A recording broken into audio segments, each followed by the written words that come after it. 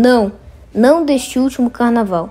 Mas não sei por que este me transportou para a minha infância e para as quartas-feiras de cinzas nas ruas mortas onde esvoaçavam despojos de serpentina e confete. Uma ou outra beata com um véu cobrindo a cabeça ia à igreja, atravessando a rua tão extremamente vazia que se segue ao carnaval. Até que viesse o outro ano, e quando a festa ia se aproximando, como explicar a agitação íntima que me tomava? Como se enfim o mundo se abrisse de botão que era em grande rosa escarlate. Como se as ruas e praças do Recife enfim explicassem para que tinham sido feitas. Como se vozes humanas enfim cantassem a capacidade de prazer que era secreta em mim. O carnaval era meu. Meu. No entanto, na realidade, eu dele pouco participava. Nunca tinha ido a um baile infantil.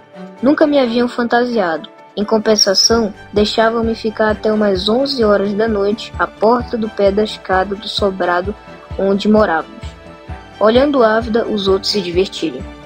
2 coisas preciosas eu ganhava então e economizava-as com avareza, para durarem os 3 dias.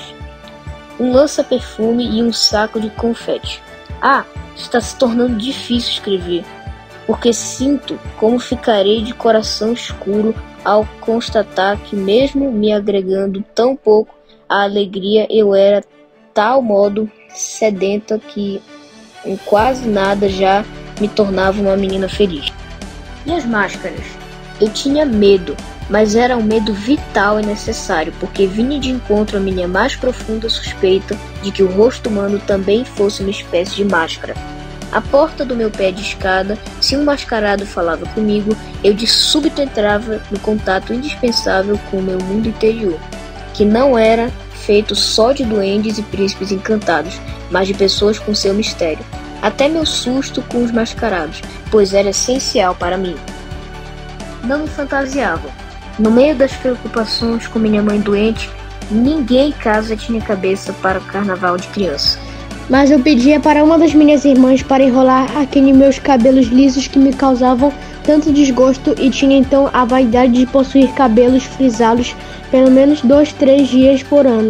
Nesses 3 dias, ainda minha irmã acendia ao meu sonho intenso de ser uma moça. Eu podia esperar pela saída de uma infância vulnerável e pintava minha boca de batom bem forte, passando bem rouge nas minhas faces. Então me sentia bonita e feminina, eu escapava da meninice. Mas houve um carnaval diferente dos outros, tão milagroso que eu não conseguia acreditar que tanto me fosse dado, eu que já aprendera a pedir pouco.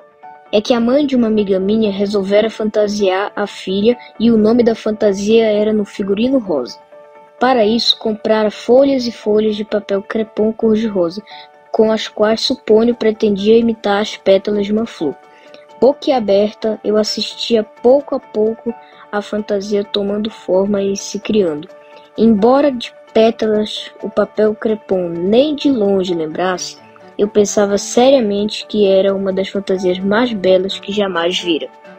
Foi quando aconteceu, por simples acaso, o inesperado. Sobrou o papel crepom, e muito é a mãe da minha amiga, talvez atendendo ao meu apelo, mudo ao meu mudo desespero de inveja, ou talvez por pura bondade, já que sobrara papel, resolveu fazer para mim também uma fantasia de rosa, com o que restará de material. Naquele carnaval, pois pela primeira vez na vida eu teria o que sempre quisera, ia ser outra que não é o mesmo. Aqueles preparativos já me deixavam toda de feliz. Nunca me sentirá tão ocupada minuciosamente.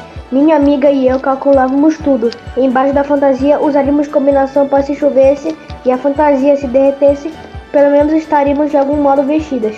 A ideia de uma chuva que de repente nos deixasse, nos nossos pudores femininos de 8 anos, de combinação na rua morríamos previamente de vergonha.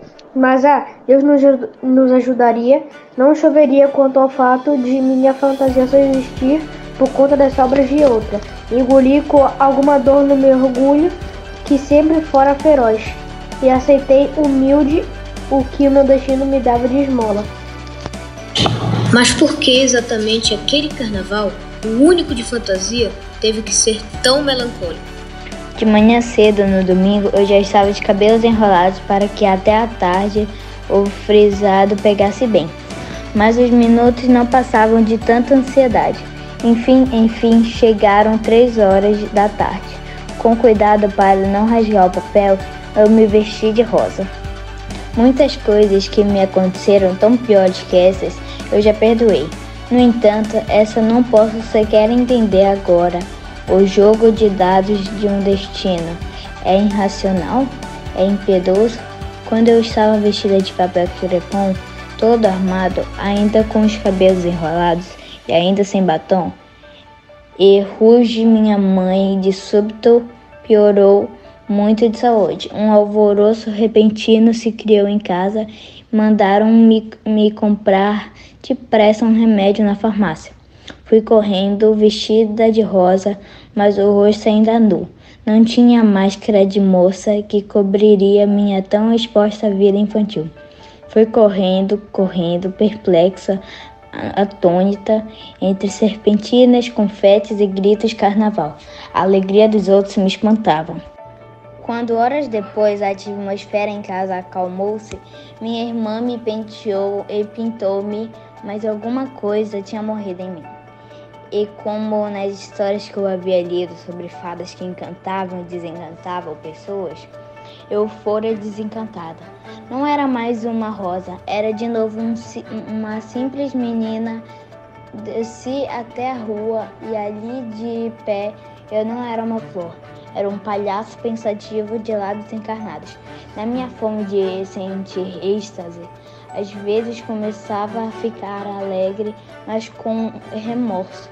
Lembrava-me do estado grave de minha mãe e de novo eu morria. Só horas depois é que veio a salvação, e se depressa agarrei-me a ela. É porque tanto precisava me salvar.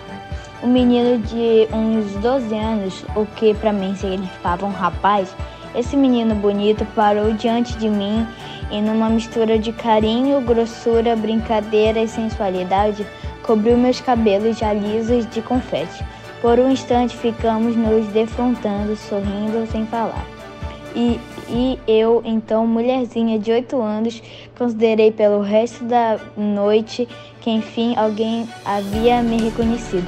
Eu era, sim, uma rosa.